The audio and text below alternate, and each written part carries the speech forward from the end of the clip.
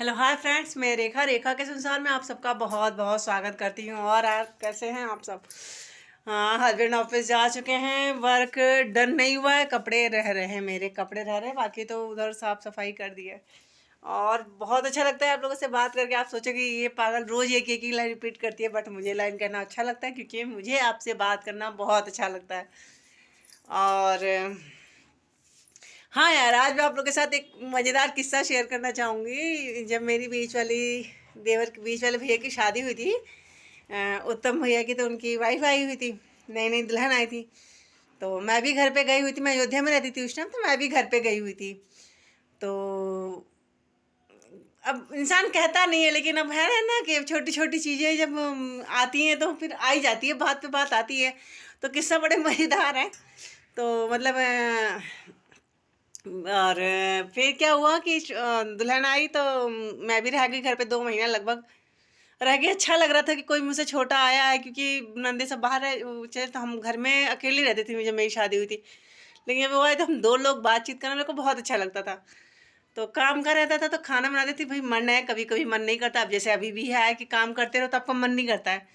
तो वो नई नई आई थी, तो हमारे घर का रूल था 11 दिन पे हम लोग भीतर छू देते थे। भीतर छूने मीन्स खाना बनाना स्टार्ट कर देते थे 11 दिन पे। मैंने भी कहा था, तो मैंने मना करा था कि मैं हूँ, तो पापा ने कहा कि नहीं, ऐसा क्यों, जब उसने 11 दिन पे तुमने करा तो ये भी करे, क्या करिए, बैठ के करिए। तो वो खाना बनाने लगते थे। तो बर्तन का रह जाता था, तो मेरा तो कभी मन करता था मैं धो लेती थी, कभी कभार मन नहीं किया तो नहीं धोया।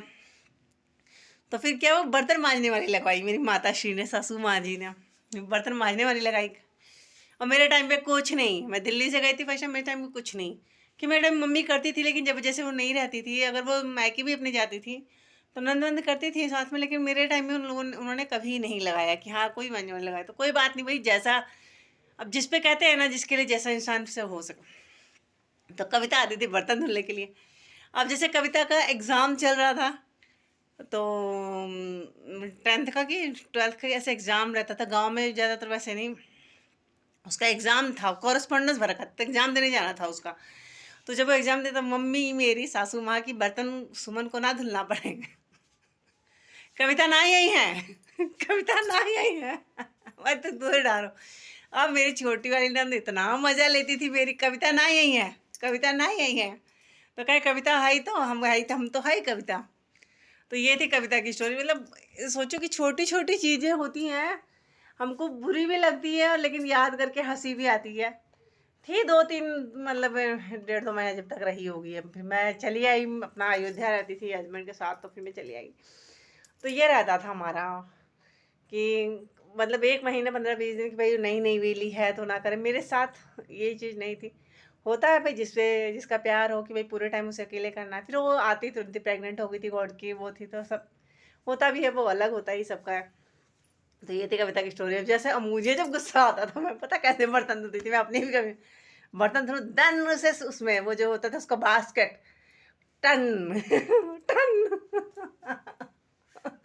और मेरी देवरानी को वो धोने की जल्दी रहती थी, किचन धोने की, उसकी शुरू से अभी भी याद आता है। फिर वो हम लोग किचन रात में पूरा साफ करके रखते थे, गाँव में झाड़ू से लगा, पानी फेंक देते, झाड़ू से लगा देते। हटो दीदी, कहे हम सफाई नहीं जल्दी करो। अब गुस्सा लगे, फिर मैंने कुछ कहा नहीं। फिर मैं अपना बर्तन धो के टन टन, तो कहे दीदी कान का है, गुस्सा थे। तो मेरी बड़ी वाली ने कहा, गुस्से ने बर्तन धोवाए दिए हो तो उनके साथ है, या कुछ कर दिए हो तो उनके। वैसे मेरी नंदे बहुत अच्छी हैं, दोनों नंदे मेरी बहुत अच्छी हैं, बहुत सपोर्टिव भी रही हैं। साथ साथ वो लगी रहती थी, कभी ये नहीं रहता था कि हाँ उनका कंपटीशन रहता था। और बहुत अच्छी मेरी नंदे दोनों। मतलब कहते हैं नंद भाभी का रिश्ता तो खैर होता है, नोक-झोंक वाला, तो हम लोग का रिश्ता था ही। लेकिन एक सपोर्टिव वाला था, वो मम्मी की मतलब था कि मम्मी नहीं तुम्हें ये काम करना है, वो अकेले नहीं करेगी, तुम्हें ये करना है। तो मम्मी का था। तो सास के मामले में अपनी मातेश्री को 8 नंबर, 10 में से 8 नंबर दूंगी, क्योंकि उनके अंदर वो क्वालिटी है कि जिसे नहीं आता है वो उसे वो सिखा देंगी। जैसे अब इंसान को कुछ नहीं जानता है तो उसे वो ऐसे करो।